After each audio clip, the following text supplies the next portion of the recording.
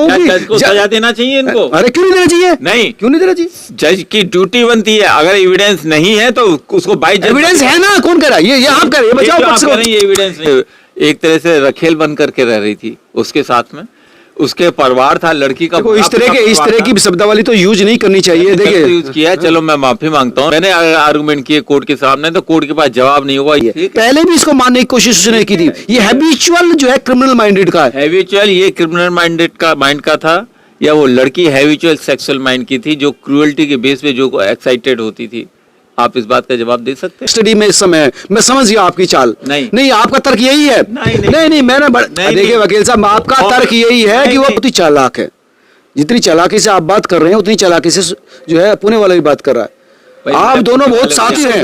कातिल उसके प्रेमी आफ्ताब अमीन पुणे वाले ने पहली बार कोर्ट के सामने स्वीकार कर लिया है। ऑनलाइन पूछताछ की तो कोर्ट के सामने उसने स्वीकार किया कि हाँ, उसने हीट ऑफ द मोमेंट के दौरान श्रद्धा का कत्ल किया। यानी तात्कालिक गुस्सा आ गया था और उसी वजह से उसने श्रद्धा वाकर का कत्ल कर दिया था। अब कोर्ट के सामने, जज के सामने अगर कातिल स्वीकार कर लेता है कि हाँ उसने कत्ल किया, तो जाहिर सी बात है अपराध प्रूव होने पर अब उसको सजा देने के रास्ते खुल जाएंगे। पिछले दिनों हमने क्रिमिनल मामलों के जानकार सुप्रीम कोर्ट के वकील एमएल शर्मा का इंटरव्यू लिया था। उन्होंने दावा किया था कि आफ्ताब को कुछ नहीं होगा, सबूत नहीं है। लेकिन इस कबूलनामे के सामने आने के बाद अब रास्ते उसके लिए मुश्किल जरूर है। मैं फिर से एमएल शर्मा के सामने आया हूं। कई लोगों ने एमएल शर्मा के इन तर्कों पर सवाल खड़े किए थे, लेकिन अब कबूलनामे के बाद एमएल शर्मा क्या कहते हैं यह जानना बेहद जरूरी है। वकील साहब, अब कोर्ट के सामने आरोपी ने स्वीकार कर लिया कि हाँ, भले ही उसने ये कहा कि ये हीट ऑफ द मोमेंट था, तात्कालिक गुस्से की वजह से उसने कत्ल करा, लेकिन उसने हाँ मान लिया कि हाँ उसने कत्ल किया। अब बिल्कुल नहीं बच सकता अगर कोर्ट के सामने वो स्वीकार करता है। आप कहते हैं ना नहीं बच सकता, मैं आज भी अपने उसी स्टैंड पर कायम हूं। पूनावाला और उसके माता पिता अगर चाहें, और अगर इस मैटर में खड़ा हूं, या कोई भी अच्छा वकील को रखें, तो पूनावाला को आज भी कोर्ट के सामने कन्फेशन करने के बावजूद भी कोई सजा नहीं हो सकती। फांसी तो बहुत दूर की बात है। देखो, बात कहना आसान है। कोर्ट के सामने कोई अगर स्वीकार करता है तो वो एविडेंस होता है वकील साहब, ये बच्चों का खेल नहीं होता। कोर्ट के सामने अगर वो स्वीकार कर रहा है कि हाँ उसने कत्ल किया, चाहे गुस्से में ही किया, तो आप कैसे वो उससे बड़ा सबूत कुछ हो ही नहीं सकता। आप पुलिस की कस्टडी में कहते हैं, वो कोर्ट में जाकर मुकर जाता है, वो मामला अलग है जो आज से पहले था, लेकिन आज सीन बदल चुका है। आज वो कोर्ट के सामने स्वीकार करता है कि उसने कत्ल किया था। चलिए, आपकी बात मान ली, कोर्ट के दौरान इसने कन्फेस कर लिया। ट्रायल के दौरान कोई पूनावाला की जगह पन्ना वाला आके कोर्ट में कहे नहीं मैंने इसका मर्डर कर दिया था, तब आप क्या करेंगे?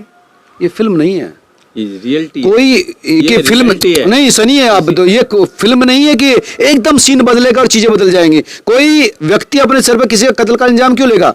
ये लाइफ के बदलते हुए नियम हैं, परिस्थितियां होती हैं, और हम जानते हैं केवल कन्फेशन के आधार पर, चाहे भले ही कोर्ट में इसने कन्फेशन किया है, इसको सजा इस स्टेज पे नहीं हो सकती। खोपड़ी मिली है श्रद्धा की, जिसको डेंटिस्ट को दिखाया जा रहा है। कई हड्डी भी मिली है, फीमर है, तमाम तरह की हड्डी मिली है, जिसका डीएनए सैंपलिंग कराया जा रहा है। हर कड़ी को जोड़ने की कोशिश पुलिस कर रही है।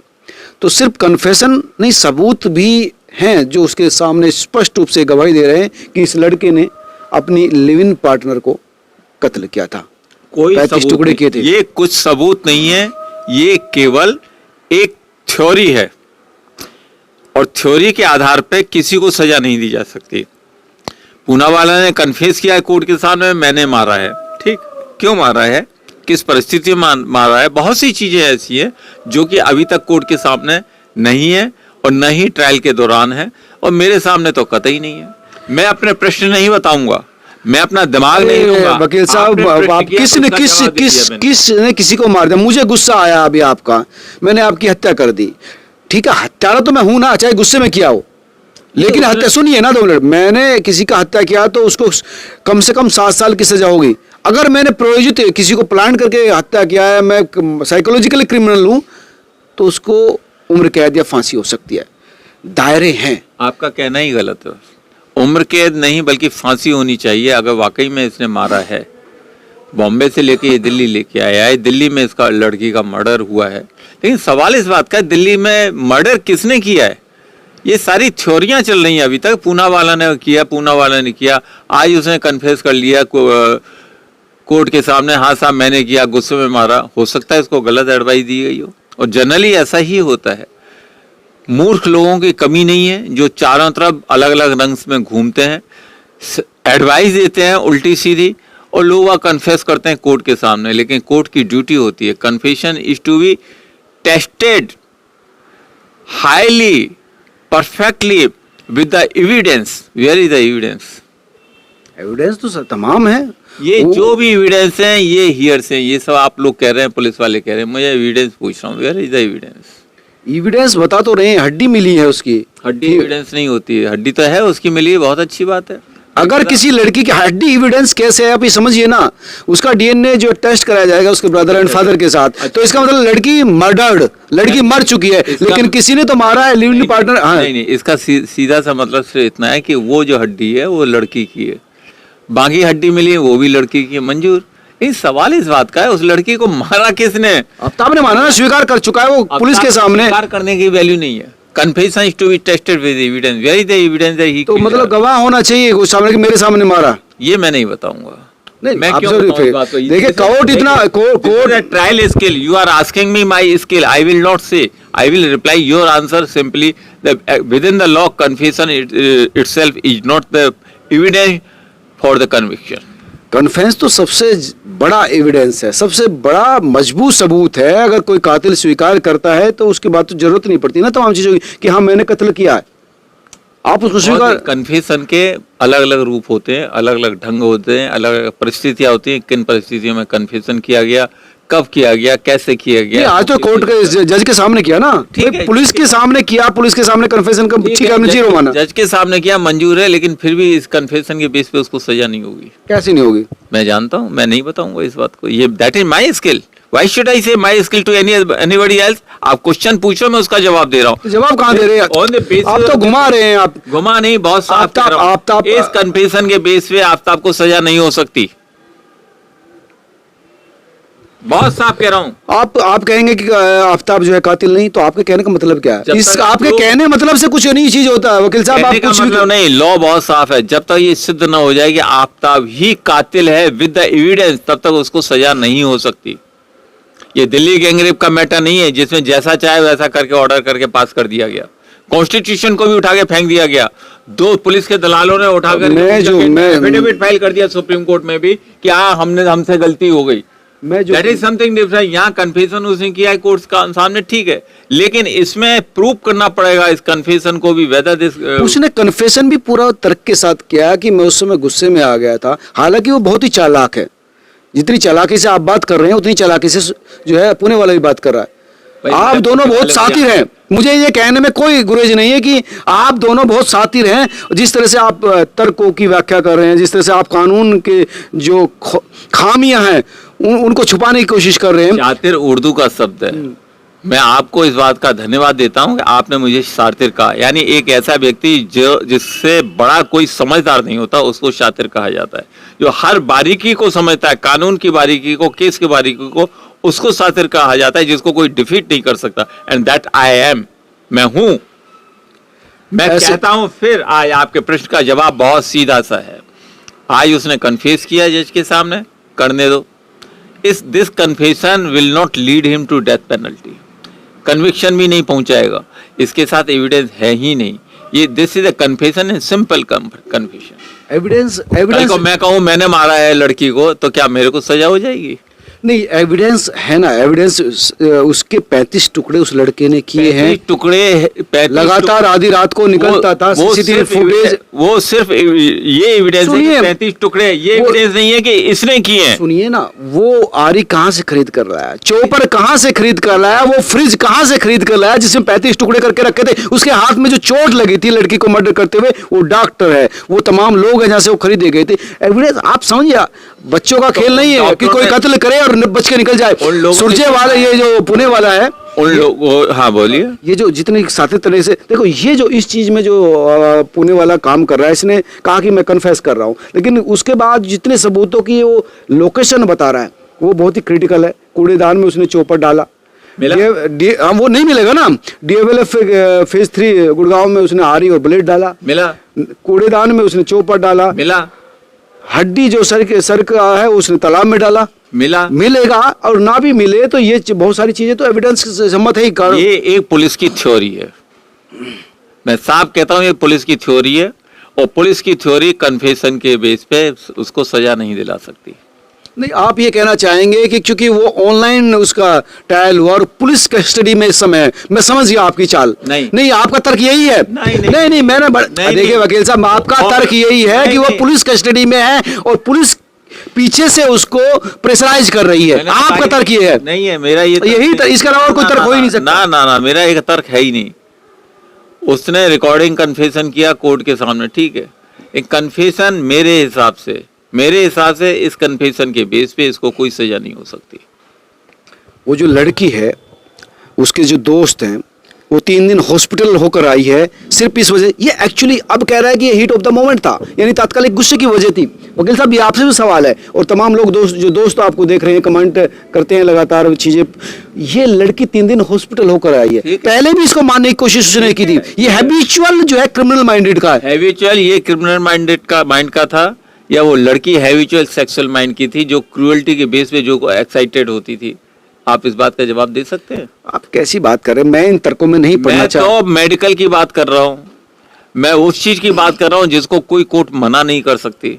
मैंने अगर आर्गुमेंट किए कोर्ट के सामने तो कोर्ट के पास जवाब नहीं होगा। ये बात दूसरी गैंगरेप की तरह घुमा फिरा करके सजा दे दें, इनको झूठा एफिडेविट दिलवा दे, इनका वकील इनको फांसी पे चढ़वा दे झूठ बोलकर। देखिए होता क्या है सोसाइटी में, लड़की जो ना भावनात्मक रूप से कमजोर होती है। वो लगता है कि यार सोसाइटी के रास्ते बंद हो गए। बहुत गलत। सबसे ज्यादा ताकतवर विश्व में कोई है वो लेडी होती है, ताकतवर होती है, लेकिन भावनात्मक रूप से वो बहुत कमजोर होती है। वो किसी पर विश्वास करती है, किसी से दोस्ती करती है, किसी को अपना मानती है, तो संबंध तोड़ना बड़ा मुश्किल होता है उसके लिए। वो संबंध उसी समय टूट जाता है जिसको भावनात्मक रूप से मानती है, जब वो उसको मारना चालू करे। ऐसा नहीं है, ऐसा ही होता है। अक्सर कई साइकोलॉजिस्ट से मेरी बात है। पति पत्नी के बीच में इमीडिएट नहीं होता। ये तो आपके एक तरह से रखेल बन करके रह रही थी उसके साथ में, उसके परिवार था, लड़की का इस तरह की शब्दावली तो यूज नहीं करनी चाहिए। देखिए यूज किया है, चलो मैं माफी मांगता हूँ। लड़के के साथ में मर्जी से रह रही थी, बिना शादी के। जब बिना शादी के वो रह रही थी तो लड़की कोई अकेली नहीं थी, लड़की का भरा पूरा परिवार था, लड़की के माँ बाप थे, सब कुछ था।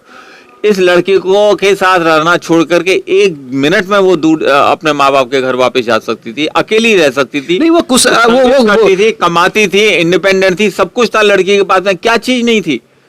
वो फिर से उसको क्या ब्लैकमेल करता था, मैं सुसाइड कर लूंगा, मैं तुम्हारे बदले जिंदा नहीं रहूंगा। फिर से नई जिंदगी शुरू करते हैं। ये कहीं घूमने चलते हैं। किसने कहा आपको? उसके दोस्त कह रहे हैं। उसके दोस्तों की क्या एविडेंस है? किसकी एविडेंस? फिर उनके दोस्तों से पूछो। वो लगा जिनके साथ वो शेयर करती थी, आज मेरी पिटाई की है। हाँ, वो शेयर, मेरी गर्दन घूम नहीं सकती। वो डॉक्टर है, वो किस तरह से बता। उसके बावजूद भी वो उसी के साथ रहती थी, उसके बाद उसी के साथ सोती थी, उसके बावजूद भी उसी के साथ बम्बई से भाग करके दिल्ली है। भाई क्या मजाक कर रखा है आप लोगों ने।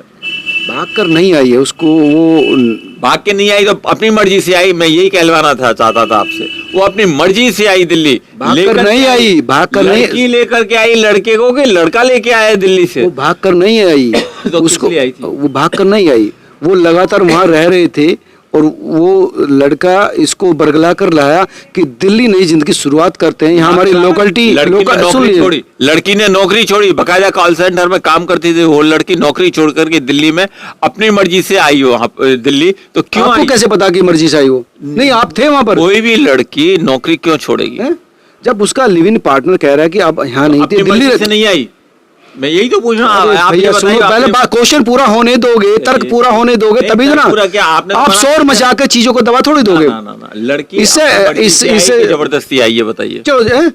लड़की अपनी मर्जी से आई कि जबरदस्ती आई दिल्ली से? नहीं, दोनों भाई। अगर आपका हस्बैंड है या लिव इन पार्टनर है, अगर आप लिव इन पार्टनर नहीं कह रहा, लिव इन पार्टनर का मतलब मौज मस्ती के लिए साथ में रह रहे हैं, ये आपका तर्क है। आपका दृष्टिकोण 50 साल पहले का है। नहीं, मेरा आज का दृष्टिकोण है मौज मस्ती के लिए साथ में लिविंग पार्टनर है, हम नहीं करते शादी भाई, मर्जी में रहेंगे, जब मन होगा तब अलग हो जाएंगे। This is real definition of living partner. हाँ चलो यही मान लिया आपकी डेफिनेशन, लेकिन इसका मतलब ये थोड़ी है किसी को टेस्ट कर रहे हैं या किसी का टेम्परामेंट चेक कर रहे हैं तो उसको मर्डर कर देगा।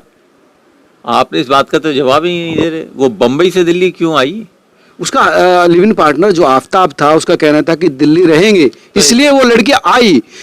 लड़के के कहने पे आई कि खुद अपनी लड़के के कहने पर आई ना? तो एक ऐसी लड़की, कौन इतनी बेवकूफ लड़की होगी जो अपने हजारों रुपए महीने की तनख्वाह और नौकरी छोड़ करके, क्योंकि उससे प्यार करती थी ना वो।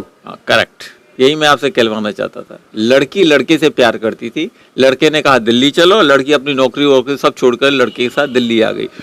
ये इसमें लेके आया, लड़की लेके आई कि लड़का लेकर आया ना? आप कैसे कह सकते हैं? नौकरी छोड़ने वाला लेके आएगा, जो अपना सब कुछ छोड़ के लड़की को ले। लड़का नहीं छोड़ा नौकरी, लड़के की कहाँ नौकरी थी? और क्या था, वो क्या करता था? वो तो गुड़गांव में नौकरी करता था। आप बताओ क्या करता था? गुड़गांव में कॉल सेंटर में काम करता था। गुड़गांव में करता था। लड़की कहाँ करती थी?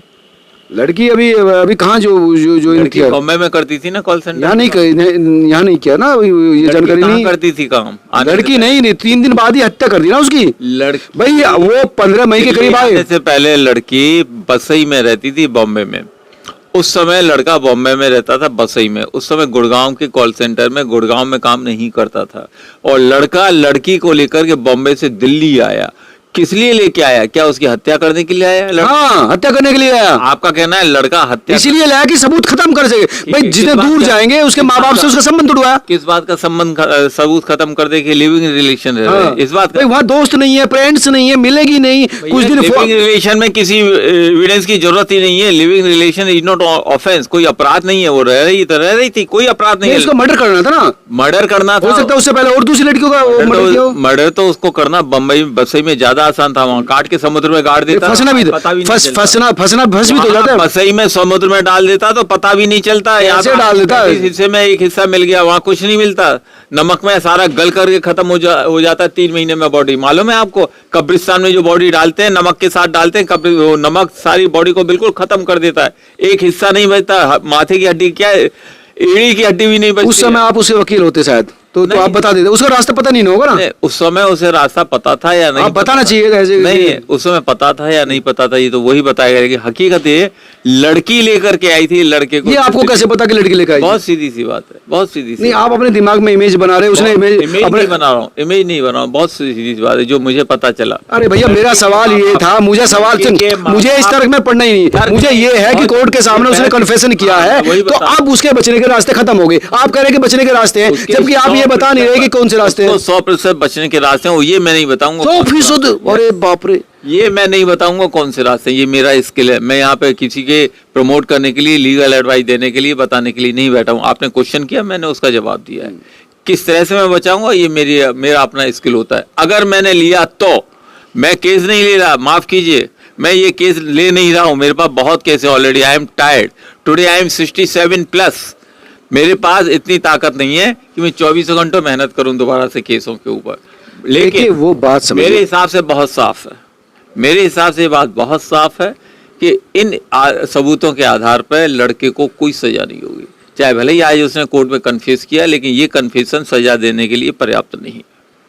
देखिए यार, मैं इन तर्कों से सहमत नहीं हूं। वकील साहब कुछ भी कही, हालांकि कन्फेशन है, पुलिस कस्टडी में हो, लेकिन कोर्ट के सामने कन्फेशन हो, ये एक बहुत बड़ा इस केस में मील का पत्थर साबित होने वाला है कन्फेशन। वकील एमएल शर्मा कुछ भी कहे, लेकिन ये कन्फेशन, सबूतों की कड़िया, दोस्तों के बयान, वो दुकानदार जहां से फ्रिज, आरी और ब्लेड खरीदी गई, ये तमाम चीजें इस केस में मील का पत्थर होगी। और एक और बात है, जज भी अंधे नहीं बैठे हैं। जज भी अंधे नहीं बैठे हैं, जज भी पूरी चीजें समझते हैं, देखते हैं तमाम चीजें। ऐसा नहीं है कि ये कहना चाहते हैं जज अपनी मर्जी से जबरदस्ती इसको नहीं। अरे मैं ये नहीं कह रहा, मैं ये कह रहा हूँ कि जज को सजा देना चाहिए इनको। अरे क्यों नहीं देना चाहिए? नहीं, क्यों नहीं देना चाहिए? जज की ड्यूटी बनती है। अगर एविडेंस नहीं है तो उसको बाय एविडेंस है ना, कौन कह रहा है? ये आप कह रहे हैं, बचाओ पक्ष को। एविडेंस नहीं ये बचाव पक्ष का वकील तो अंतिम पलों तक ये अपने उसका वकील नहीं हूँ। नहीं भाई, इसी तरह जी रहे तो आप उसी तरह करें ना। मैं उसका वकील नहीं हूँ। आप हो ना हो, लेकिन आप उसको, आप एक कातिल को बचाना। आप प्रश्न पूछे उन लोगों की ओर से जो इसको सजा। हाँ। तो मैंने आपकी बात का जवाब दिया और ठोस पूर्वक जवाब दे रहा हूँ, गारंटी से दे रहा हूँ, इस कन्फेशन के बेस पे। सुन लिया वो। तो दोस्तों, ये दो तर्क थे जो एमएल शर्मा दे रहे हैं, लेकिन जो मेरा कहना है, मेरा जो अनुभव है, जो मैं देख रहा हूं, ये मामला बिल्कुल अब आफ्ताब को फांसी की ओर ले जा रहा है। आप क्या सोचते हैं, जरूर मुझे बताना। नमस्कार।